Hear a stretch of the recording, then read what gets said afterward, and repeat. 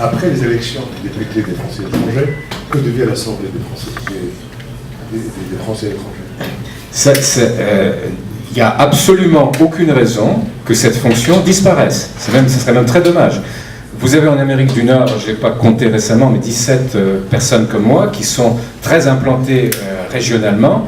Le député qui sera élu, moi si je suis élu, je vais démissionner de mon poste actuel.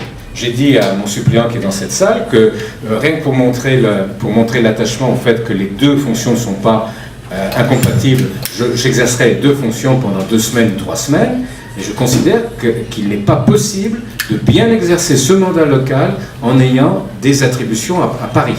Ne serait-ce que pour les problèmes de décalage horaire. Je veux bien que quelqu'un qui représenterait les Français de Belgique puisse éventuellement, pourquoi pas, mais là, je pense que humainement, c'est pas faisable.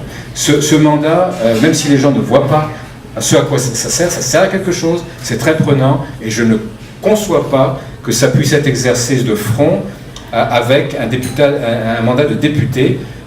Le député devra représenter aussi bien Los Angeles que Montréal, que Vancouver, que New York, que Atlanta, que Chicago, que Boston, que Toronto, que Ottawa. Je suis en train d'essayer d'aller de tous les points. Donc imaginez ceci, ça veut donc dire que de façon bien conçue, l'Assemblée des Français de l'étranger devrait être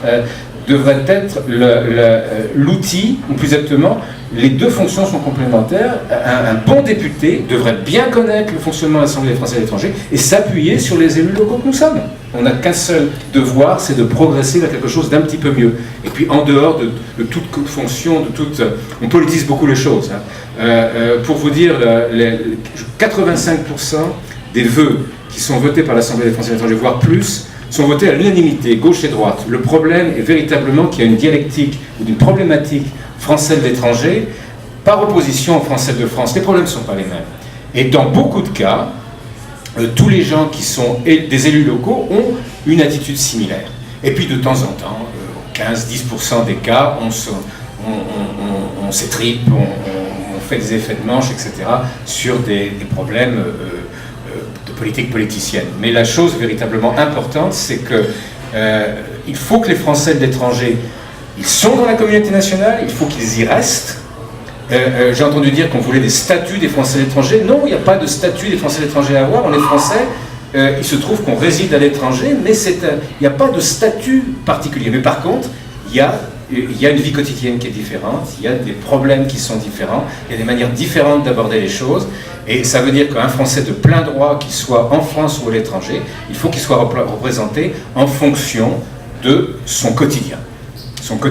Et puis le reste, de temps en temps, il y a des opinions parfaitement opposées sur des problèmes bien particuliers d'utilisation des deniers de l'État, on y reviendra peut-être, mais la chose qui est très importante, c'est ça, et pour que ça soit bien fait, il faut qu'en plus d'une représentation qui jusqu'à présent était bancale, puisque nous n'ayant pas de représentation par les Bourbons, normalement les lois sont introduites soit par le gouvernement, soit par l'Assemblée nationale. Ça peut venir du Sénat, mais disons que s'il n'y a pas ce bicamérisme au niveau, comme il n'existait pas au niveau des Français de l'étranger, l'introduction des lois, l'efficacité, la discussion, voire la compétence au niveau de l'Assemblée nationale pouvait être mise en doute. Je citerai un exemple qui est que une loi qui a été co-signée, le monsieur en question, qui est devenu depuis secrétaire d'État aux Français de l'étranger, s'en est excusé, et une loi qui indiquait précisément la méconnaissance totale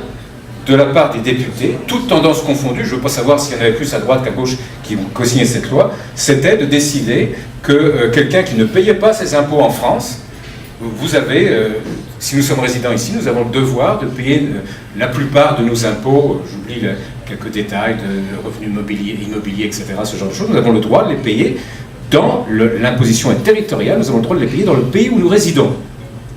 Une loi avait été proposée montrant la méconnaissance totale de cette chose élémentaire qui était de déchoir de la nationalité française des gens qui n'étaient pas fiscalisés en France. Donc c'est d'un ridicule tel que c'est à pleurer.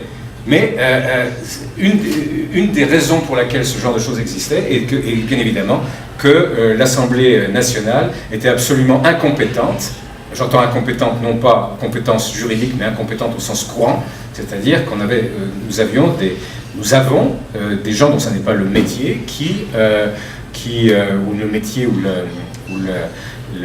l'intérêt principal de connaître effectivement ce que c'est que l'expatriation, et on en arrivait à des projets de loi qui n'auraient pas vu le jour s'il y avait eu simplement un collègue au bout du couloir qui lui aurait dit non, écoutez, ça c'est pas possible, c'est tellement ridicule que c'est même pas la peine de.